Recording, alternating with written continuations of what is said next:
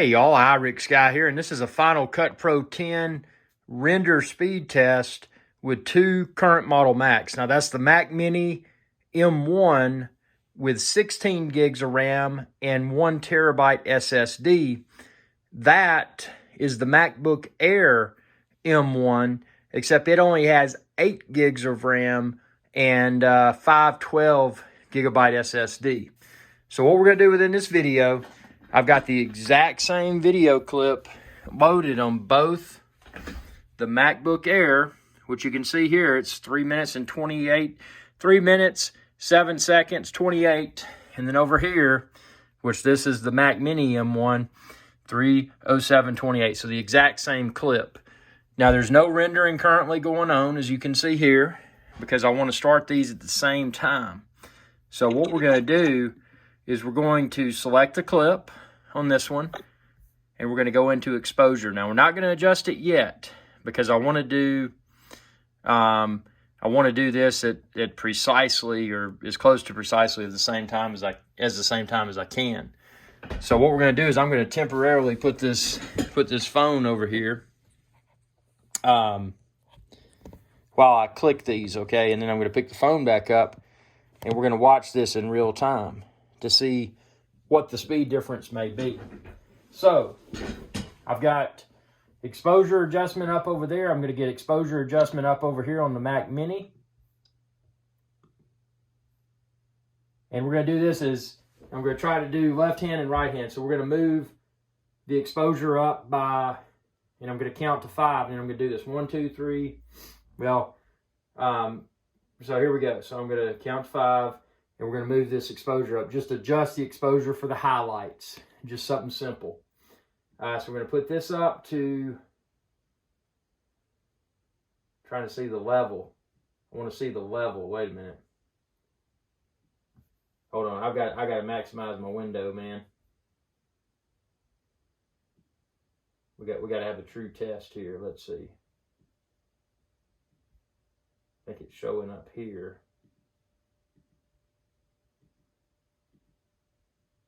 Oh, there we go. There's a percentage. Okay, so we're going to do edit, undo, edit, undo. Okay, now we're back at 0.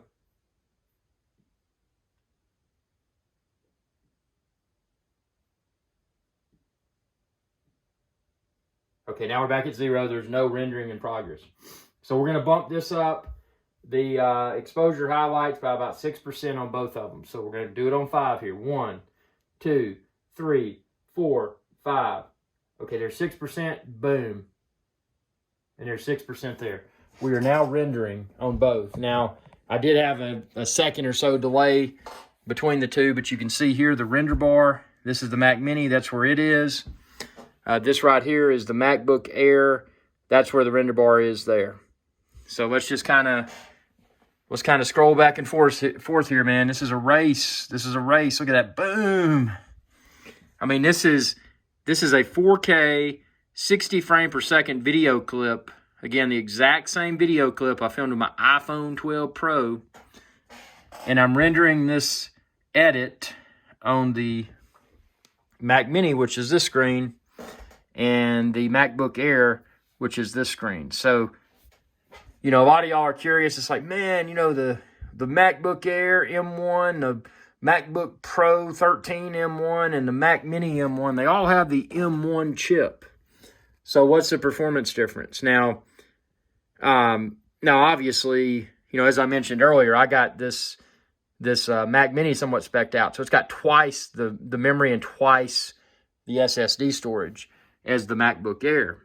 But looking at this and just going back and forth here, let's see which one finishes first.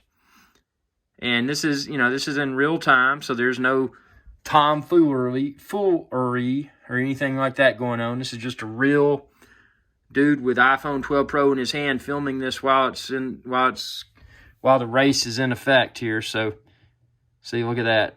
I mean, it's amazing how quickly these M1 CPUs can render within Final Cut Pro 10. And again, this is a 4K 60 frames per second video clip. So, you know, this is not some poor quality video that that most older computers could fly through. I mean, this is 4K, man. So, okay, now I'm going to kind of step back here so I can tell you which one finishes first. I'm watching both with my eyes here. Huh? They finished in almost exactly the same amount of time. That was unexpected, man.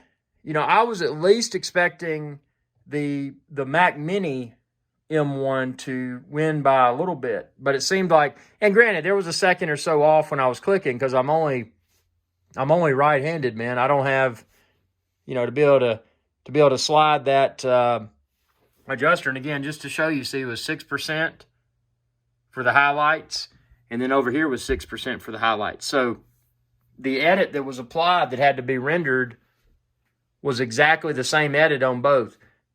And again, the clip was exactly the same. So, if you're shopping for a budget M1 system, you may not necessarily need the 16 gigs of RAM. Because, I got the 16 gigs of RAM for the Mac Mini M1 because I was coming from a somewhat loaded Core i9 16-inch MacBook Pro with 32 gigs of RAM and 1 terabyte SSD. But what's funny, both of these systems grossly trump my old Intel Core i9 MacBook Pro 16-inch. So I did not expect that one bit. There would be advantages with more RAM if you're doing a lot of multitasking, and that's going to be something I'm going to explore more deeply within another video. But as MacBook Air, it arrived on my doorstep yesterday. So all that I've done is loaded all my programs on it and taken it for a good test drive. And I tell you, I haven't been able to bog it down. And this is the first comparison video, the first MacBook Air M1 versus Mac Mini M1 comparison video that I filmed, and I'm admittedly, I'm not speechless because I'm still speaking, but I'm admittedly shocked because I expected there to be at least a somewhat noticeable speed difference between the between the Mac Mini M1 and the MacBook Air M1. But again, these are both the same M1 processor. The only difference is that the MacBook Air only has 8 gigs of RAM, and the Mac Mini has twice that. It has 16 gigs of RAM. But again, random access memory, RAM, and something I want to learn more about with this Apple Silicon is how does the Apple Silicon handle RAM so differently than Intel? Because what I've noticed so far, and again, check out my thousands of videos here on youtube.com/IrixGuy and see for yourself. But I've been filming videos for a long time, and I've been using Mac for Final Cut Pro 10 for my video editing software for a long time. So immediately, I got the Mac Mini M1 before I got my MacBook Air. I've been using the Mac Mini M1 for many weeks now. But immediately I realized that even though I maxed out that Mac Mini M1 with 16 gigs of RAM, that it seems so much faster, just within the Final Cut Pro 10 timeline and all other tasks than my somewhat loaded up old Intel Core i9 MacBook Pro 16-inch. So there's some way that the geniuses at Apple have figured to get more radically greater performance out of a less spec'd out system. So don't assume, if you're like me when I was shopping for my MacBook Air, don't assume that less memory necessarily means slower performance, because as we saw there in this in this video clip, how long was it? Let's see, it was 3 minutes and it was 3 minutes and 7 seconds and some change. So that video rendered almost exactly, well, I'm sure within a second or so of the Mac Mini M1, which has twice the RAM and twice the SSD, which the SSD size shouldn't dictate performance. But, you know, the RAM, that just goes to show that, you know, you could get by like I did with the 8 gigs of RAM. Because this laptop, we'll talk about this in another video, why I got the MacBook Air. But yeah, I just wanted to show you within this video the render speed, Final Cut Pro 10 render time between MacBook Air M1, 8 gigs of RAM and 512 SSD, and Mac Mini M1, 16 gigs of RAM and 1 terabyte SSD. So tell me what you think within the comment section below.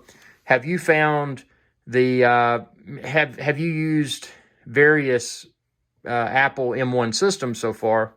And if so, did you notice that any of them perform better than others? Again, I've only got the Mac Mini M1 and the MacBook Air M1.